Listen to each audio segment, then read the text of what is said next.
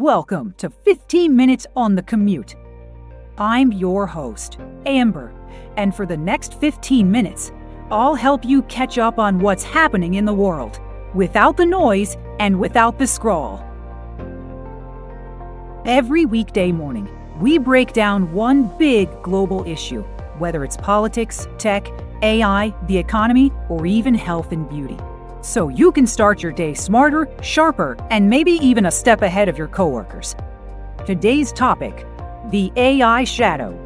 Phishing goes hyper-realistic. AI isn't just transforming how we work. It's quietly revolutionizing cybercrime. In this episode, we'll unpack how AI is fueling a new era of phishing attacks, smarter, more personalized, and harder to catch than ever before. We'll look at fresh research showing AI agents now outperform human hackers, and explore what it means for organizations, individuals, and for all of us trying to stay one step ahead. Ready? Let's break it all down in 15 minutes.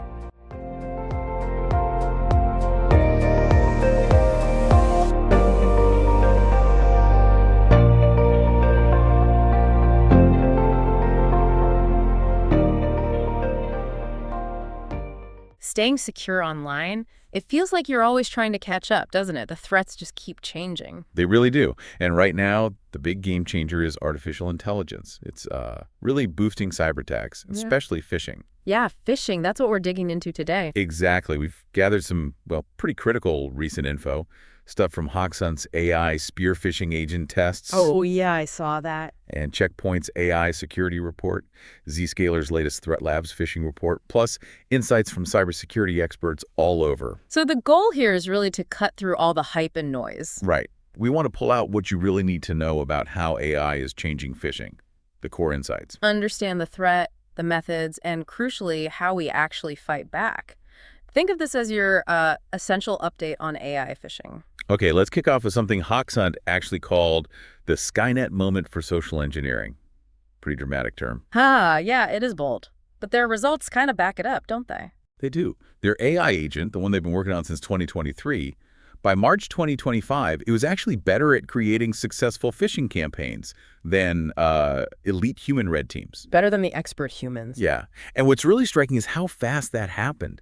If you look back at 2023, Hoxhunt's data showed AI was like 31% less effective than the humans. Okay, so lagging behind initially. Right.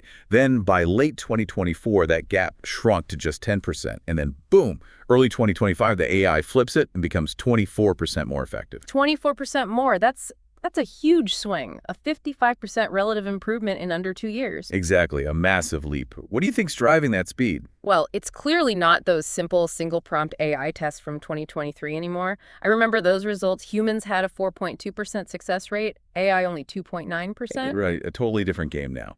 We've gone from basic ChatGPT 3.5 prompts to these much more, sophisticated AI agents, like the one Hoxhunt developed called JKR. JKR, and it wasn't just like making stuff up from scratch, was it? No, it had two main jobs.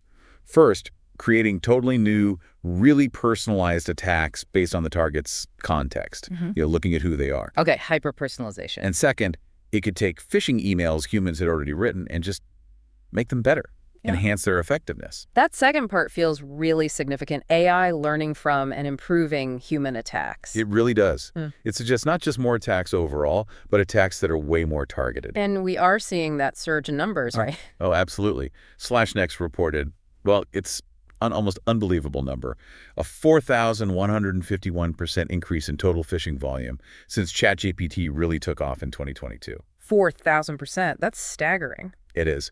And Hoxhunt's data kind of backs that up too, showing a 49% increase in phishing attacks getting past email filters since 2022. So more are slipping through. Why do you think the filters are struggling more now? Is it just the volume? Volume's part of it, but I think it really links back to that personalization you mentioned. If the emails look more real, more specific to you, automated systems have a harder time flagging them. Makes sense. Like the Financial Times piece mentioned, attackers scraping social media. Exactly. Quoting Christy Kelly from Beasley. They're using data from LinkedIn, Facebook, whatever, to craft emails that look like they're from family, friends, colleagues. That erodes trust. It makes it so much harder for the average person to spot. McAfee warned about that too, right? Yeah, they highlighted how easy AI makes it now for criminals to generate these super convincing personalized emails from sources you'd normally trust. So the classic red flags, bad grammar, weird links, those might not save you anymore. Increasingly, no. AI can write perfectly grammatical, contextually relevant emails, and the attack methods themselves are diversifying too. How so? What are we seeing beyond email? Well, Descaler's Threat Labs report pointed out something interesting. While overall phishing volume might have dipped slightly in some counts, the attacks became much more targeted. Focusing their efforts. Right. Like the education sector, they saw a massive 224% surge in attacks. Wow. Any idea why education specifically? Could be a few things. Maybe the large amount of personal data they hold, or potentially security postures that aren't quite as hardened as some big corporations. Hard to say for sure. And Zscaler also called out specific scams becoming more popular. Yes, definitely. Fake crypto platforms and wallets were huge. Zscaler tracked millions of hits on those in 2024 alone. Big money there. Easy targets, maybe? People chasing crypto gains? Possibly. Plus, the old reliables are still around: tech support scams, fake job offers, often using social media or even live chat now to lure people in. And it's moving beyond text too, right? I heard about voice cloning, phishing.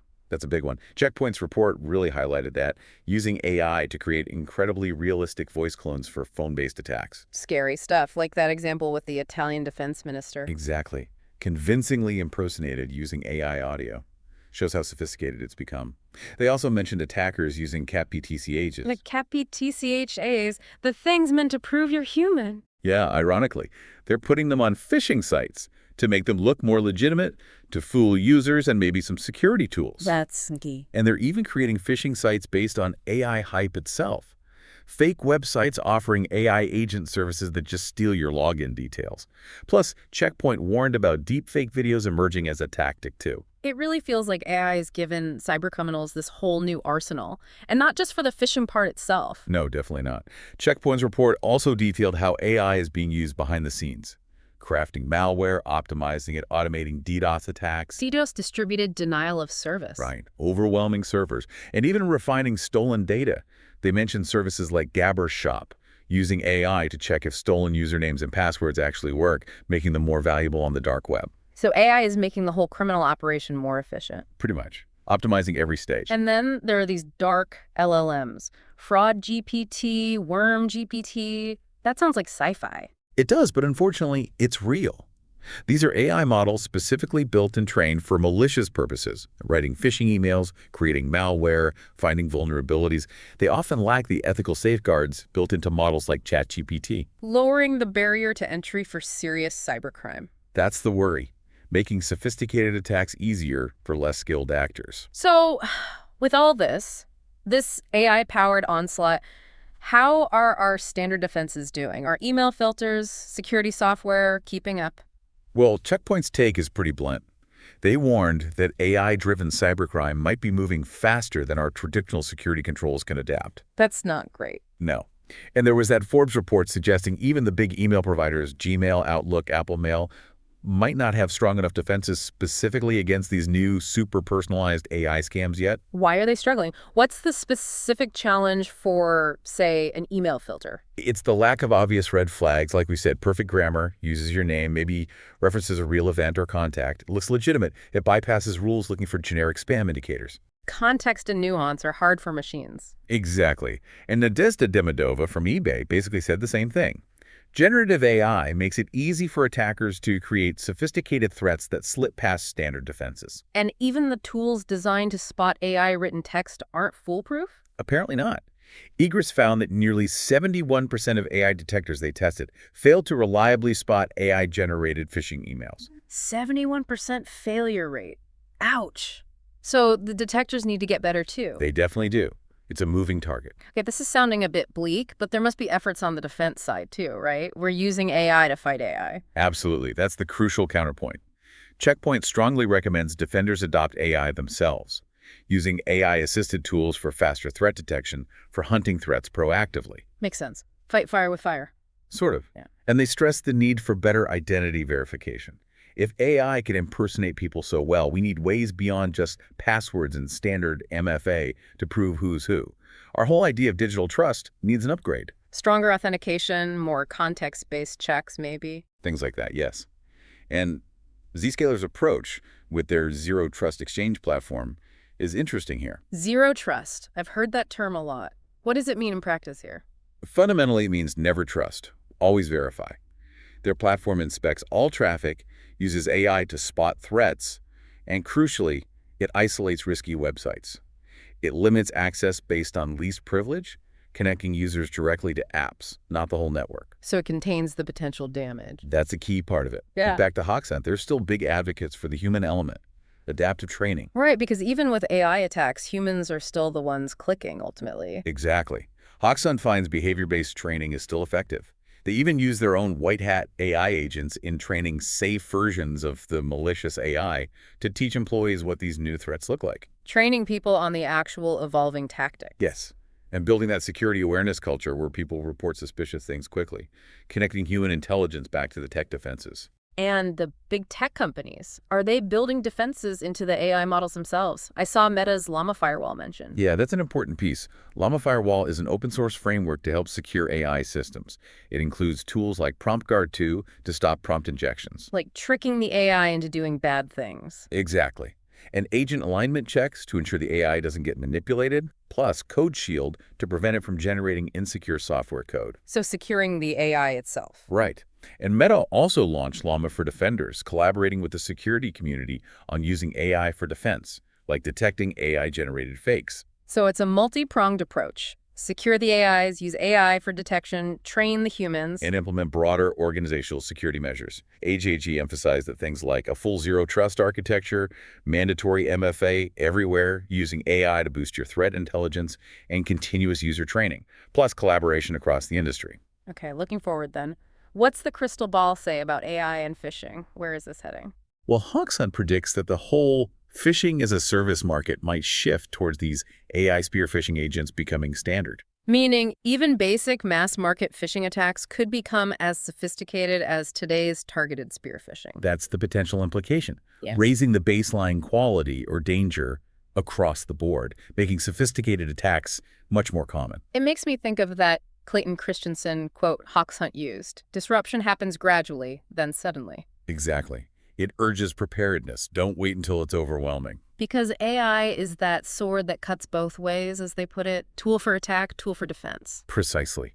So organizations really need to start integrating AI phishing simulations into their training now and make sure there's a tight loop between what users report and what the Security Operations Center, the SOC, sees and acts on.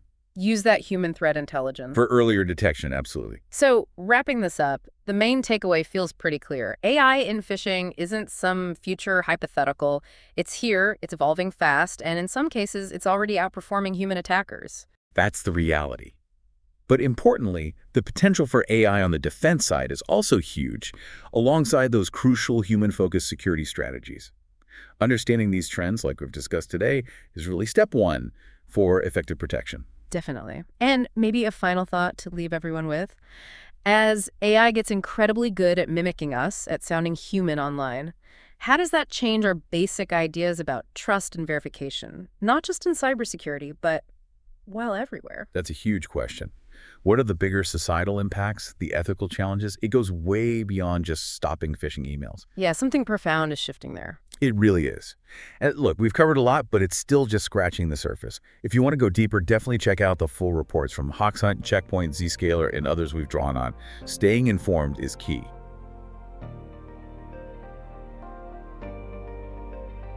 And that's your 15 minutes on the commute. Thanks for spending your morning with me. I know your time is valuable, and I hope today's episode helped you feel just a bit more informed, curious, or ready to start your day. If you liked what you heard, follow the show and share it with a friend who needs a smarter commute. Have a great day, and I'll see you tomorrow, same time, same place, with a fresh 15 minutes to kickstart your morning.